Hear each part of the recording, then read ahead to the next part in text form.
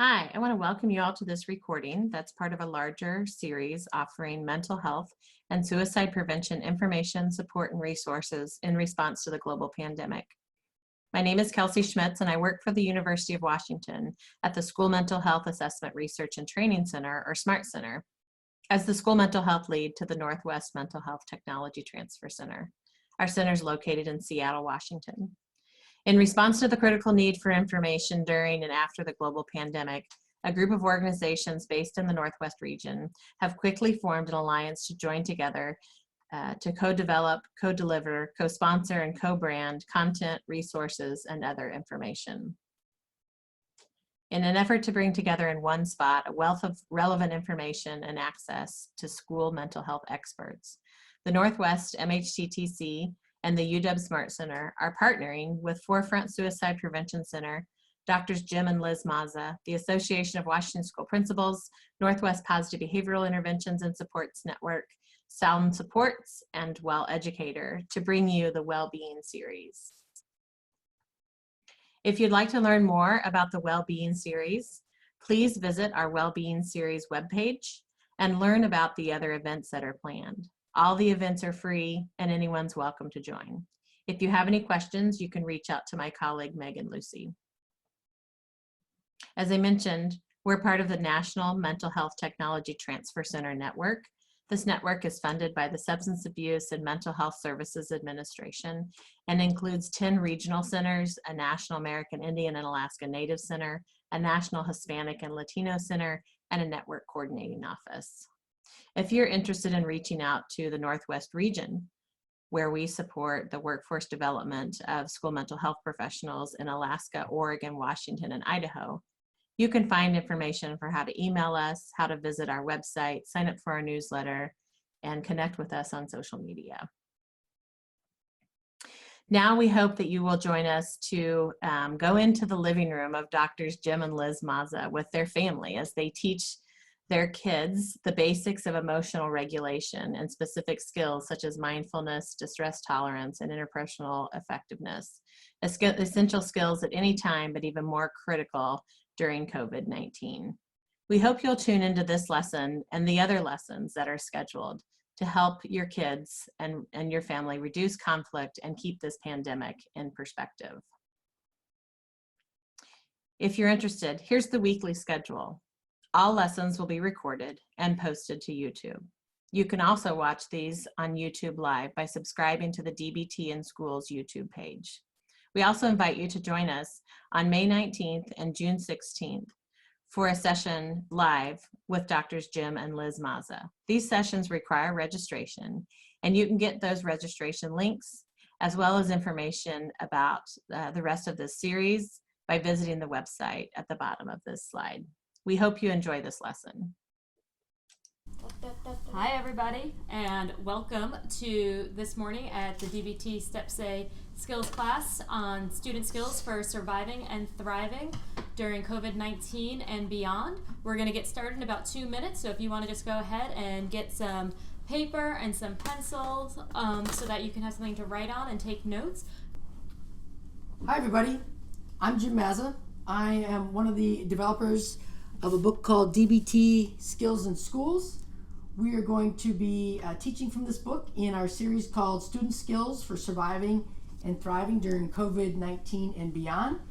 And what we want to be able to do is provide students who are at home and getting online schooling with some of the social emotional learning coping strategies and skills that help us get through this time of being at home, being with our siblings, being with our parents, as well as skills that these same skills will be able to be used once we go back to school as well. So thanks for joining us, and we'll be teaching on the change side of things. I think last week I talked about the dialectic that we use is in acceptance and change, and we're going to be teaching instead of on the validation side this time in acceptance, we're going to be teaching on the change side for the first time, doing the models of emotions.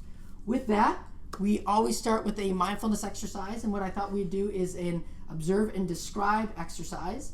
And this is where we're going to be using our what skills to do our observing and describing. And so today we're going to count our breath. And so here's what I want you to do, all right? I want you to think about, be mindful, right? So Jackson's already getting into his mindfulness position. Jackson, that's great. No. Feet flat on the floor. Ashton, let's put the pillow over to the side. Grace, you can put your pencil down too. That would be great as I explain the instructions. All right? And so what we're going to do is just be aware. We're going to observe our breath. We always have it with us. All right? And so this exercise is, as we breathe in, I want you to count to the number 1. And as you breathe out, count 2. All right? Breathe in, count 3. Breathe out, count 4. All right?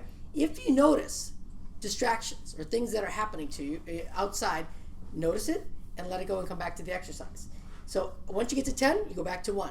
If you find yourself at 15, 20, 75, notice it and you just come back to the exercise again. All right? Any questions before we begin? Grace, you might want to have your feet flat on the floor to be in our mindfulness exercise, okay?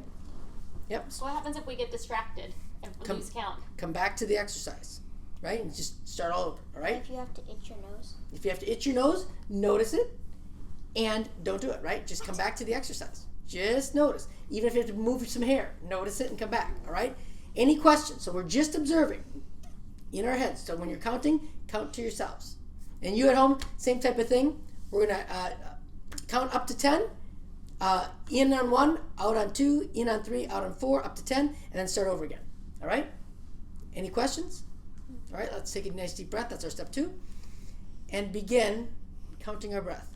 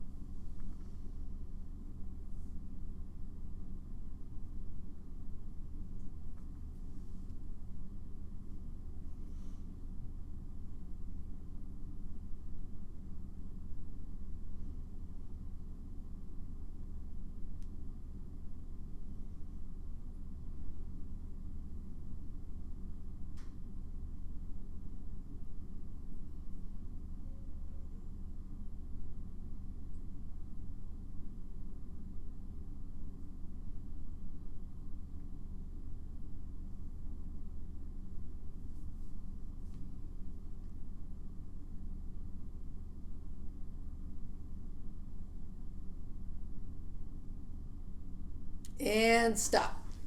All right. So with all of our exercises, we were doing observations, right? So that's our wordless watching. Now I want to put words to it, right? So describe factually, what did you notice? Like, it was actually kind of hard. Because? Like, it's like you hear one little sound, like, in the background, and it's like, what was it? Right, so you notice that you're attentive to other things because it's really quiet, right? Yeah. Rarely quiet in our household, right? So good, you notice and then come back to the exercise. Yeah, I forgot what number I was on twice. That does happen, right? Because we get busy doing things, right? Our lives are pretty busy. Grace, what did you notice? Can you describe it? I skipped like 4 numbers. You skipped 4 numbers? I'm pretty sure you know your numbers by now, right? And so, No, okay. I So you noticed it. numbers. Don't judge yourself, right? Notice it. Okay, I went from 6 to 10. All right, let's go back to 1. All right, that is fine. Jackson? I thought it was every in you count and not every in then out, so I counted 10 every in, which is 20. Well, some people do that, right? So for this exercise, it was in 1, out 2, right?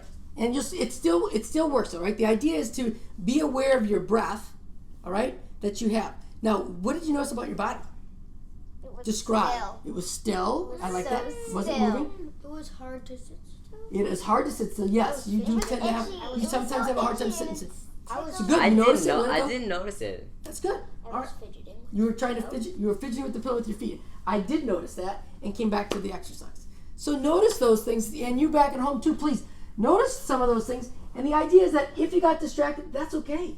The idea behind our mindfulness exercise is actually to put our mind where we want it to be, and not our mind putting us into a spot where we don't want it to be. And that's what's really important. All right. And so it takes time. It's a muscle that we have to keep practicing and practicing, so it gets stronger and stronger and stronger. With that, I'm hoping that we're in a good spot, and we're in our wise mind to now be taught by mom. Correct. All right, guys. I'm glad I get to teach you today. I haven't been able to teach you all in a while. Let me do some quick introductions as we kind of get moving today. I'm Dr. Liz Dexter-Mazza, a clinical psychologist and one of the authors of the curriculum. Welcome to our living room. This is our family. Let them introduce themselves really fast to you. I'm Ashton. I'm in 6th grade, and I'm gonna be 12 tomorrow. Almost a happy birthday. Yeah. I'm Grace. I'm in 2nd grade, and I'm 8. Okay, great.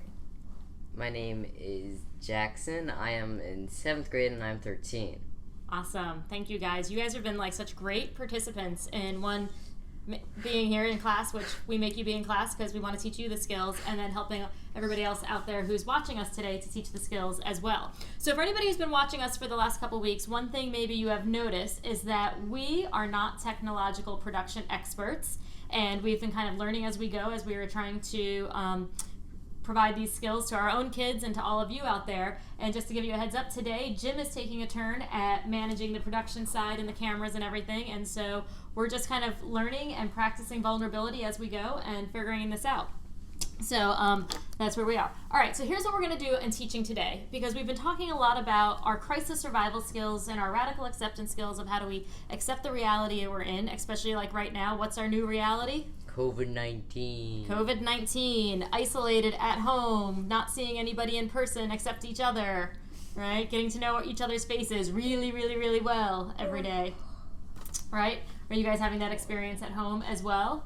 And so while we've been talking about all of our distress tolerance skills, which are our behavior regulation skills, today we're going to make a shift and we're going to start talking about emotion regulation. And I think the first thing when we teach emotion regulation is we can't even talk about how do we change and regulate and manage our emotions until we know why we even have them, right? So my first question for you guys is, why do you think we have emotions? What's the purpose of an emotion? What do you think?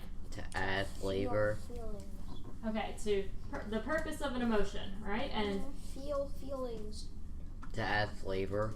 Flavor. what do you mean by that, Jackson? To add If you flavor? look at a cake, if you don't add flavor, just bland, that's probably just the logic part. Emotions add the flavor.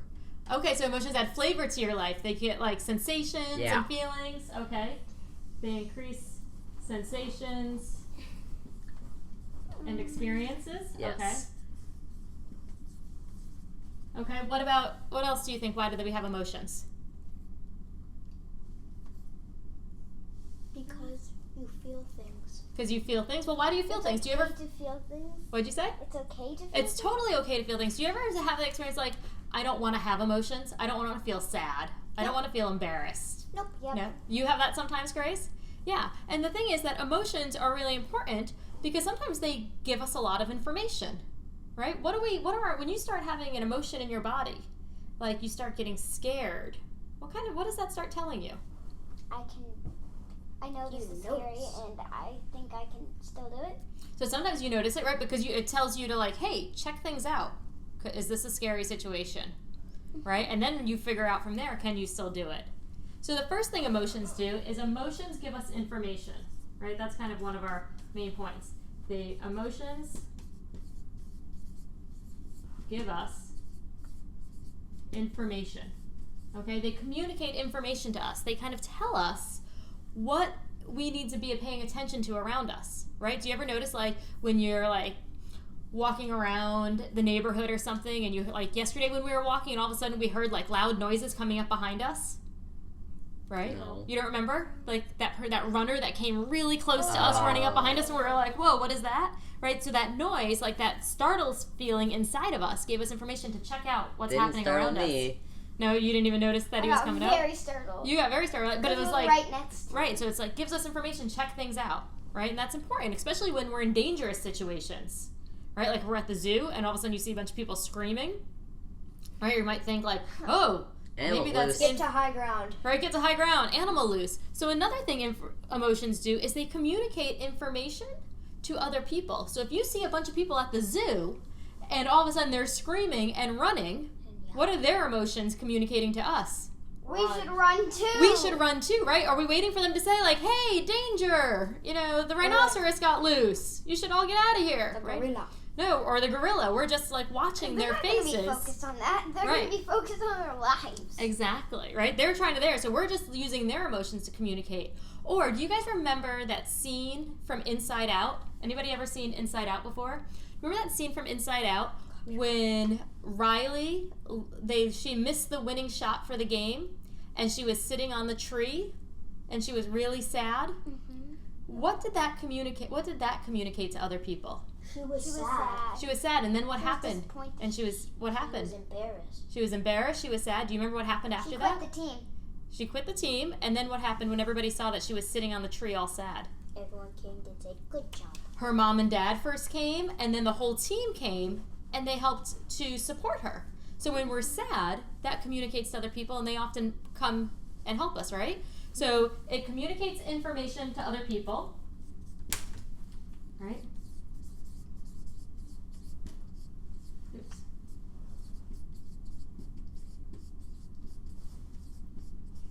So that first, it communicates information to ourselves, it communicates information to other people, and then emotions can, I'll put an arrow here for meaning lead us to or motivate us into action, right? So we see somebody we really care about sad, we may have love come up in us and we want to go closer to them to help them, right? Can't do that. What about Well, not right now, but at home we can. COVID-19? At COVID-19, you can't do that outside, but you can do it from home, or you can do it over Zoom or Xbox or You can't FaceTime. hug them. You can only give them a virtual hug right now, right? So it motivates us into action. So does that make sense? All right, so here's the number one thing I want you to realize from this. This is why we can't get rid of emotions. This is why we have them. This is why they serve a function for us in our lives. All the way back, just biologically, they provide information for us in that way, okay? So here's the next thing we're gonna do. We're gonna talk about what is an emotion. So let me ask you guys this question first. How long do you think an emotion lasts? And you guys at home, how long do you think an emotion lasts? What are your thoughts It on depends that? how strong the emotion However is. long you make it. Depends on the situation. Okay, so give me some, it depends on how long you make it last, the situation, so give me some general time frames, you think. It could be like 30 minutes or 15 minutes. Anywhere from 15 minutes to 30 minutes. Jackson, how long do you Not- think emotions last? If I control it, maybe around 5 to 10. Maybe 5 to 10 minutes if you can control and regulate it. What'd you say? Talk louder. Go. I like, for me, it like varies. I just think like if you just keep thinking about it, it's just gonna get longer and longer and worse. But if you just say, okay, I'll just do it anyways, it just like ends there. Okay, so sometimes depending, you can change the length like, of it. You get to choose Mhm. pretty much. Any thoughts on people from home on how long they think an emotion lasts? Put it in the comments. Okay, so here's the thing. What if I told you that an emotion actually only lasts like 60 to 90 seconds and possibly only 30 to 45 seconds? It's the reaction that lasts longer. The reaction, okay, it's kind of, right? The feeling The feeling, that lasts longer. it's the feeling. Well, here's the thing, this is what we're going to talk about today. You guys all have in your handouts, handout 16.1, that's what we call the model of emotions. And what I want to show you in this model is that this is what we call a full system response of an emotion. That an emotion has all these different parts to it. But even this whole kind of like cycle of emotions that we go through only lasts 60 to 90 seconds, and sometimes maybe even shorter. And what makes it seem like they last so long is when we keep refiring this model over and over and over again. Right? These are like neural firing in our brains, and they keep going. And if we keep refiring and refiring, like you said earlier, Ashton, then it can last a really long time. Or if we figure out how to intervene early, then we can shorten that period of time. And that's what we're going to spend time on today, is how do we observe and describe all the different parts of our It emotions. feels so long. And sometimes it feels so long, and you're wondering, like, why do It I... feels like you've been sad for like 40 minutes. Some 40 minutes, right? And so maybe that's because sometimes you're just kind of refiring all the different parts of your emotion over and over again. Make sense? And so that's what we're going to go through today, and we're going to get specific about emotions. All right, here's my next question for all of you. Has anybody ever asked you, how are you feeling? And when you answered, you said, I'm upset. Have you ever felt upset I said- before? I would say I'm not doing great. You're not doing great. Okay. I would say that. Having a bad day. Have you ever said I'm upset? I said I'm embarrassed. Embarrassed, right? Guilty. Guilty. And you've never been upset before? No, I haven't upset, but I haven't probably admitted it. Okay, so you've been upset and not admit it. So here's my question. When you say I'm upset, what emotion are you feeling? Anger. Anger? Frustration. Frustration? Sometimes when I'm upset, it's because I'm sad. It's because you're you. Disappointed. Hey, that's me. Disappointed, right? Jackson's saying Mom gets sad all the time. Yes. But sometimes when I'm upset, maybe it's because I have, I'm scared, right? Or worried. So the thing is that, so upset, how can upset mean so many different emotions? Hey, Ashton, can you focus over here? How can upset be all those different emotions? Because it's one whole big emotion. It's kind of like this big category of emotions, right? It just It's kind of category. it's like just another word for a negative, painful emotion, The prime colors. right? But it doesn't actually give us information. Like if I'm upset, if I think you're upset, how do I know how to help you to feel less upset if I don't know which specific emotion you're feeling? You ask. I'll have to ask, well, what if you just say, I don't know, I'm upset?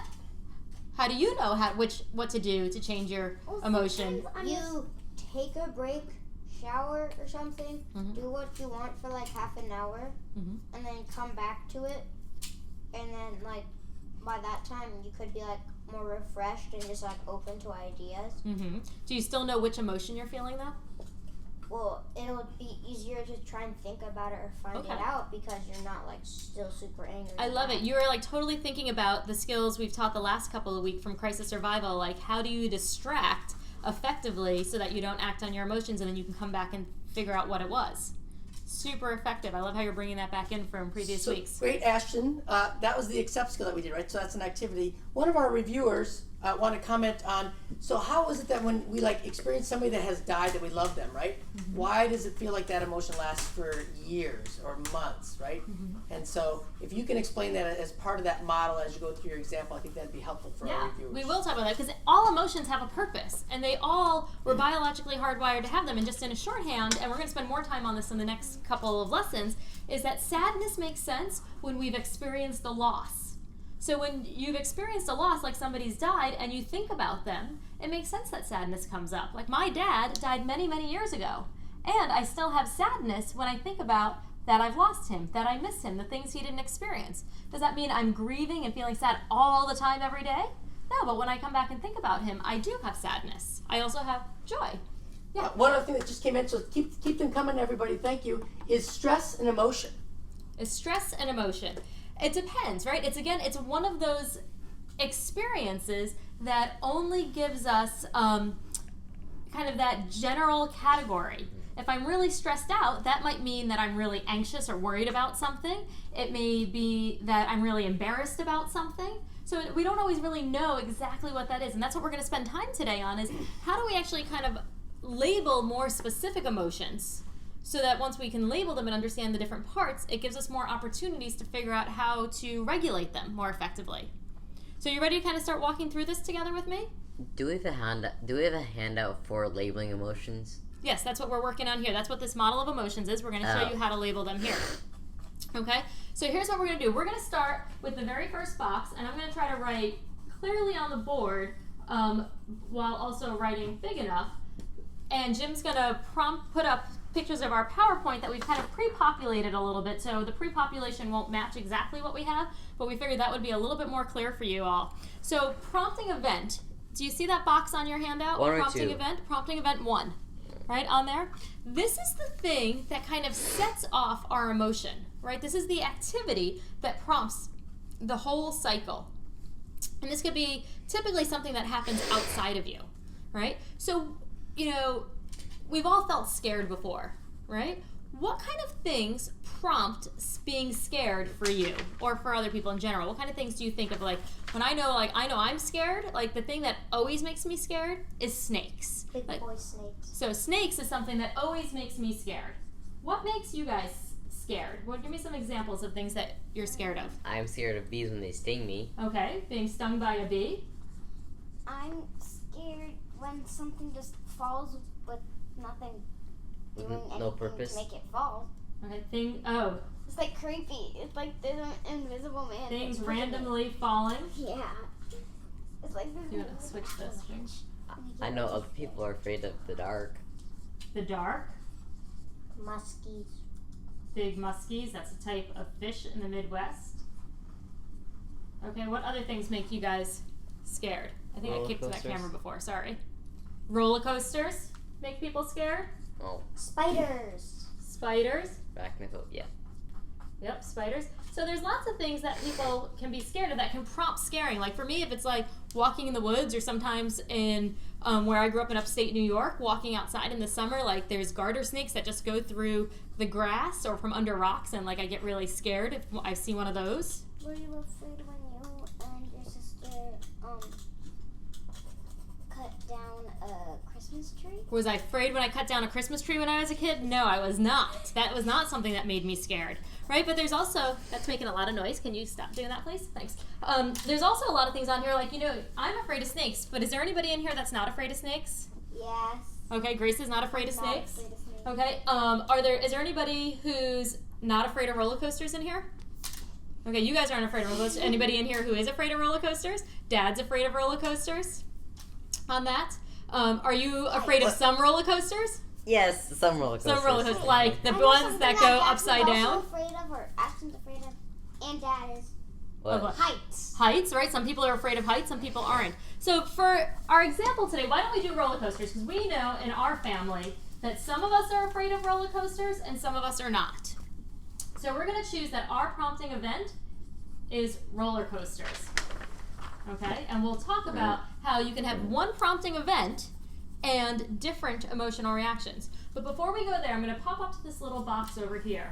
And this box where I'm writing VF, do you see it up top? It's called vulnerability factors. And vulnerability factors, anybody have an idea what that might be? No. Being vulnerable, Being vulnerable, right? but I have no idea what the factor stands for. Okay, what does being vulnerable mean?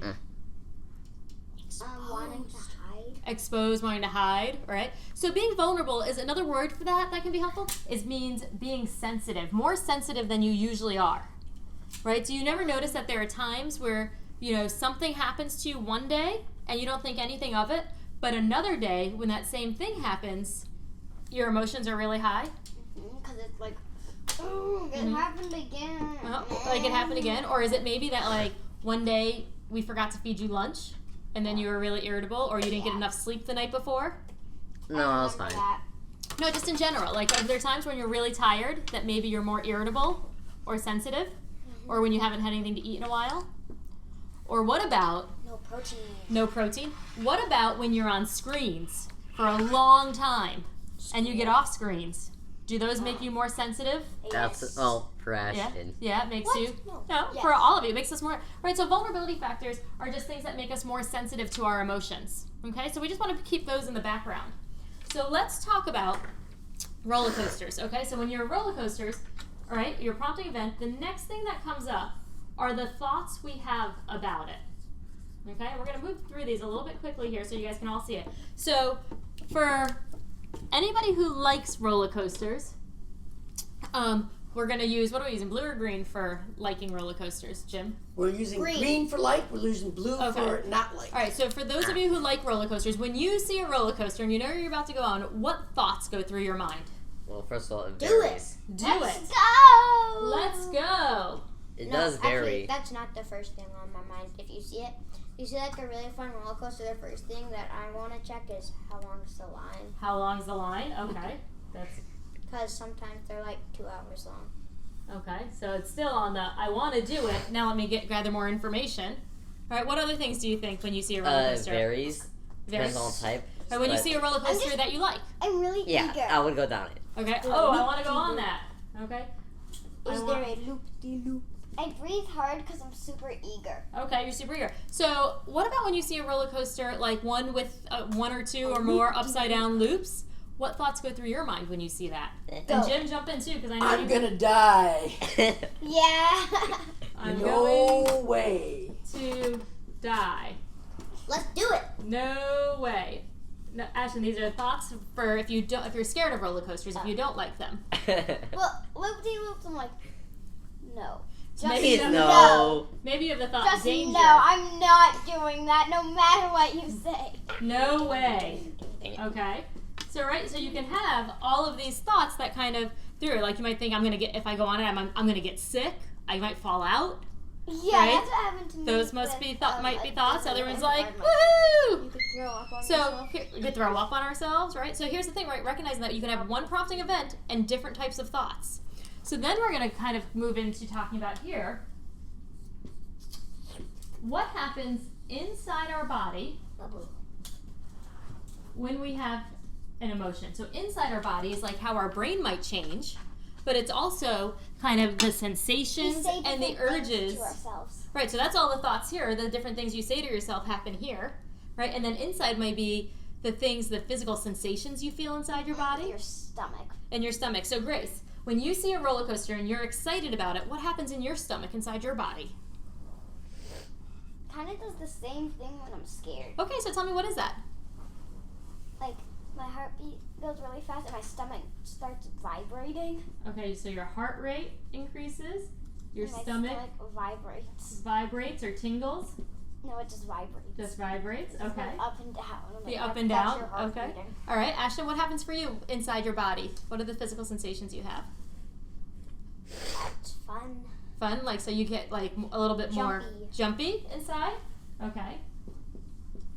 I also I get like I hold on to someone's hand and I just jump. Like Okay. And what were you gonna say, Jackson?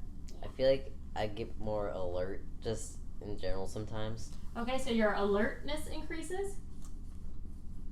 Okay. And then what do you guys have the urge to do? So like Ashton's urge is to Run. run toward, right? So urge to run toward, toward. check the line length.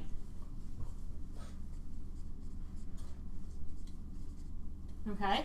What else do you have the urge Run to do? toward the roller coaster and just Run skip toward it. the line. Urge to skip the line. Do you have the urge to start like screaming woohoo Yeah. To no. And scream. you start running. with joy? Okay. towards the line. So so that's like all those different things that happen inside your body if you like roller coasters. Let's talk about if you don't like roller coasters, and I'll do that in blue up here. So if you don't like roller coasters, Gracie, you said for ones you don't like, your heart rate also increases. Mm-hmm. Okay, what else happens inside of you? Nauseous. You start feeling nausea. That's you. I need to go check on the car again in the parking lot. I'll walk. Okay, so you have the urge to walk away. Well, you All right, so you have the urge to walk away. What else do you have? What else happens to you? the urge to pull my brother with me. Okay, so the urge to bring Jackson with you. All right. Coming on the So roller the coaster urge to with me grab someone. and run. Okay. They probably can't read what I'm writing up here, so it's probably better if we stay on the PowerPoint. But you can just kind of, so you can see a little bit of what I'm doing. Right? So you've got excitement to go towards the attraction, right? If you're scared, you want to go away from it. So does it make sense? Like how you have different inside experiences? And then here's the next thing I want to show you, right? Is what happens outside of the body. Okay? What happens outside of the body is what other people can see. So these are the things that we say, our facial expressions, and the things that we do. Right? Run.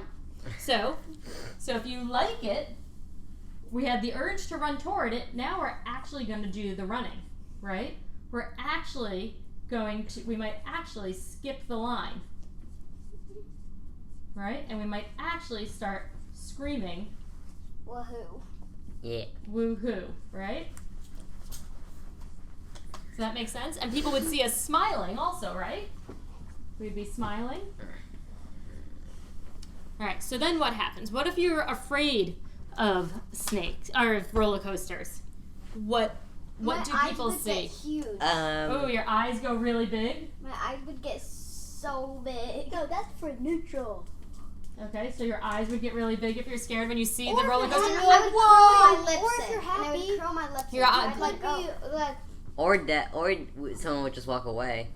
Okay, so you might run away. Run. Or, I might be sweating because I don't care for them, right? Or I would offer to hold all of your jackets and hats so they didn't fly off. Yeah. so I'd stay down below. So Dad's gonna stay I there. think I forgot my phone.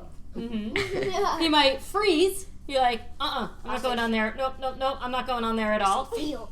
Right? And he might actually scream. Right? No. Or get sick and thinking about it, right? Right? So here's the thing. What I want you guys to really notice from this, you guys at home and you guys in here, is that there are things that happen inside our body. And that's where that urge to do a behavior comes in. And then there's the actual behavior. This is one of the most important things I want you to learn from this, that there's the urge and then there's the behavior. It's not that that behavior is completely automatic and right away. Nope. It's Okay. also something I do is like, I can just go, oh, I'm hungry, let's go.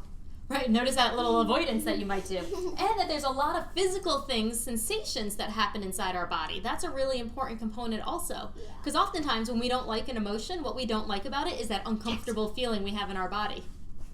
Okay? And so that part is, now that we know what happens inside and outside, we can go and start talking about what are the consequences of our action. We kind of come down here.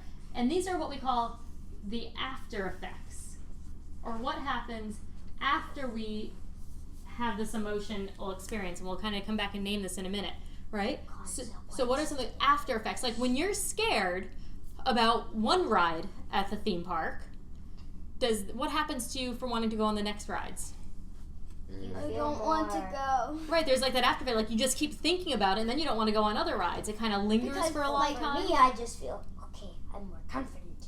Do it. Right, and once you've got that sense of mastery, you've done this and it makes you want to go do more. I Either that- like thrilling rides. You like thrilling rides and that makes you want to go on more thrilling rides. Like the ones with Yeah. the circles. But some of them you also want to avoid. Yeah. If I like it, I'm like, okay, now I know that these rides are fun, let's go on others. But if I don't like it, I'm just gonna go, well, that ride wasn't good, so why take the risks of other rides not Right. being good? Can you guys put the pillows down, please? Thanks. Like right now, I want you guys to just practice noticing your urges to fidget and not act on them. Just kind of like here as well, okay? Like maybe you're a little nervous being on the camera again. Notice those urges and try not to fidget. Kind of like we did in our practicing our mindfulness this morning. Notice the urge to move and not do it during it, okay? So those are the consequences. Like when I see a snake, snakes really scare me and they cause a lot of fear in me. Right. One of my after effects is that I keep thinking about snakes over and over again. Like I always think about that one scene from Indiana Jones where they're in the whole pit of snakes. Like it just keeps going through my head. Like I can't take my attention away from it. So sometimes that happens with emotions too. So Okay. for me, because I'm the one that doesn't like roller coasters in the family, I feel like guilty that I didn't go. You guys are done, had a good time. Like, I feel, I should have gone. I feel guilty, and I'm a little bit less likely to maybe go on the rides. Or I'm like, maybe we should get lunch. Maybe I need to kind of build myself back up so that I can go on some of the rides. And then go Well- down right before the ride. Well, so, Or maybe if you it's a build up, consequence, right? also if you build up lunch, you could also get sick. well, that's true, right? So, So Dad might have the thought, I should have gone, right? And that's what we could call potentially prompting event. I'm going to say PE number 2, right? Prompting event number 2, because if he has that thought, I should have gone, that might start then The whole cycle again. the whole cycle again. Now he's starting maybe to have a different emotion, feeling guilt or shame on this. And that's how it starts going over and over and over again. If we keep saying like, oh, those are scary. I'm going to die if I go on a roller coaster. I'm going to die. That's no way I can do it. Oh, now they're on the roller coaster. They're going to die, right? It just keeps making your worry and your fear go over and over and over again. Does that make sense? All right, so here's what I want to do. The last part is I want to just name this emotion. So for green, right, what emotion is that? For those of you guys who liked roller coasters, what emotion is that? What What? emotion do you feel when you like roller coasters? Run. Thrill. No, emotion, what feeling? Oh, Thrill. Thrill, like happy, eagerness. happy, excitement, right? So happy or joy, excitement. Thrill. And we already know that if it, for the ones in blue, that was fear, right? Right, so we were in fear. Fear. So we can have one prompting event of roller coasters that can have totally different experiences for different people. And can set off different emotions. Yeah, Grace? Actually, when I have fear, sometimes what I do is like, I'm saying, line, go, go, go, before I change my mind. Mm-hmm. So you're kind of like, so that's a great example, Grace. I want you to think about that because you know you're scared and you're using your distress tolerance skills to kind of hold on, just tolerate I'm that just saying, urge to go avoid, before I and you're not change my going. mind. Which brings in the perfect thing I want you guys to look at next. The next handout that Dad's going to show up, and here I'll show it to you guys over here because you don't have it, is this handout 12.2 that on it, everything that's underlined, that's coming up for you guys on the screen, these are all different skills. Grace and Ashton, can you look over here? All different skills from Steps A that we're going to teach where we can figure out what skills we can use when we want to change our emotions. So Grace, you did a great one because you're having these urges, right, these behaviors to run, and we're going to talk about here, it says the skill of opposite action.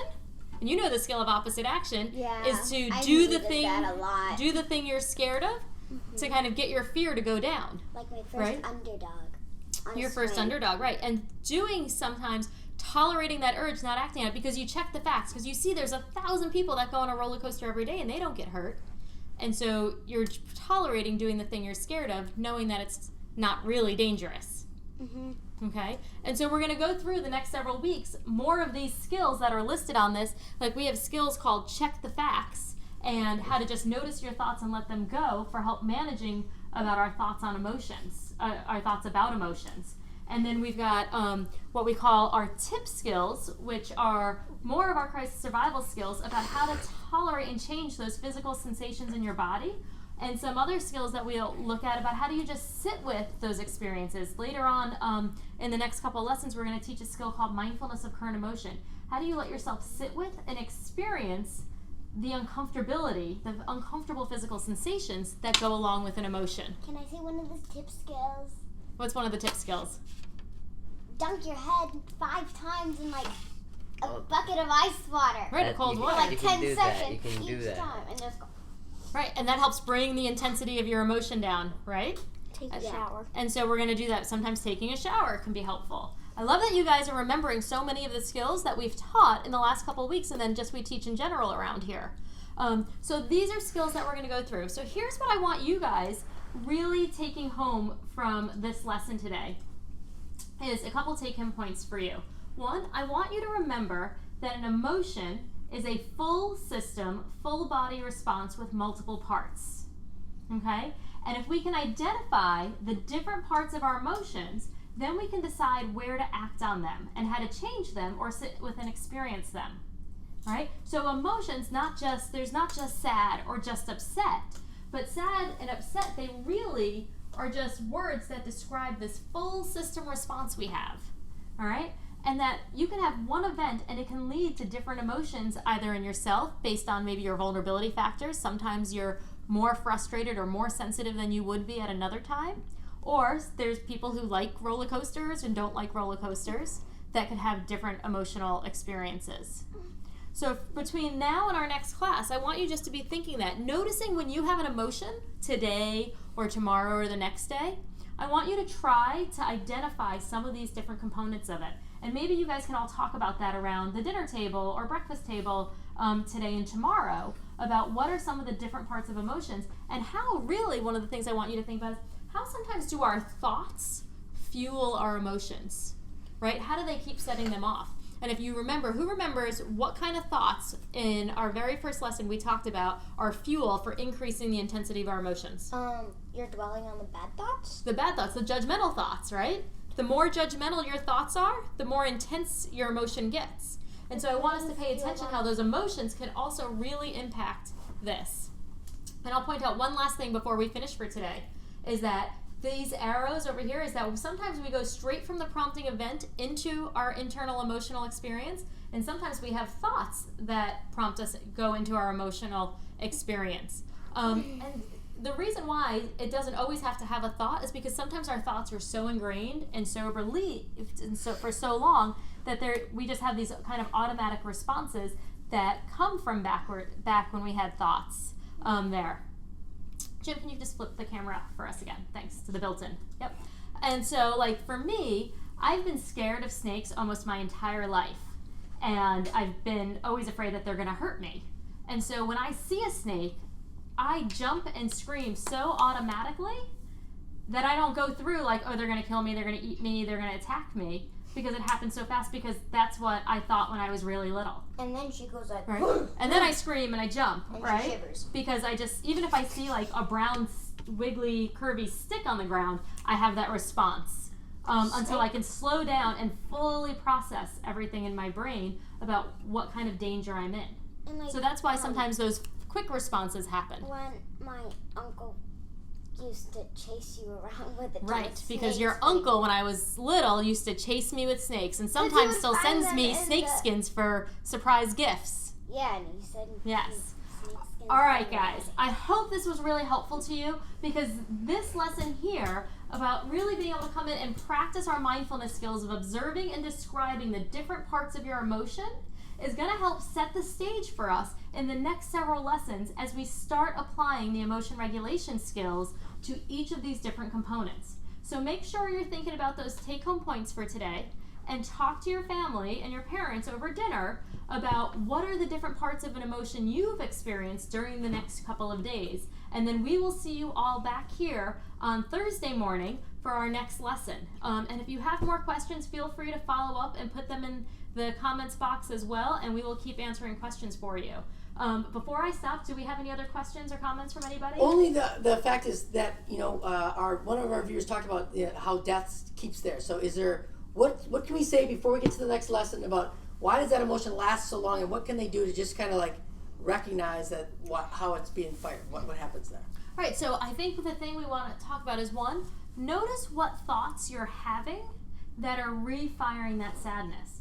And then I think it's 100% reasonable, I want you to do this, is to validate that it makes sense that you're sad, right? But here's the thing, you also have to check how much you've radically accepted that loss. If you're getting stuck in the shoulds of that person shouldn't be gone, they should be here, shoulds kind of end up fueling that suffering. Should'ves, could'ves, Should'ves, could'ves, right. We sometimes call it to tell people to stop shoulding on themselves, because those shoulds cause more of that suffering, like we talked about in our radical acceptance lesson.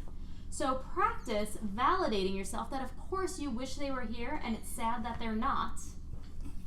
And I can still keep living forward, and I can honor them and think about them and love them and accept that they're not here. In that deep, wise-minded place inside our hearts can help that. And we'll definitely talk more about that, about opportunities to sit with and let yourself feel that sadness as well, and acknowledge it for what it's truly there to be. Like, you have a loss, and that makes sense on that. Okay, my friends, thank you so much for joining us again today. Thank you, guys. Say goodbye to everybody. Goodbye. Go skillfully. Go skillfully, See you and we will Thursday. see you on Thursday morning. And parents, feel free to join us on Monday, Wednesday, and Friday mornings at 7 a.m. Pacific time for our Parenting Through COVID-19 live stream as well. Take care, everybody, and we'll see you next time. Bye. Next time you see me.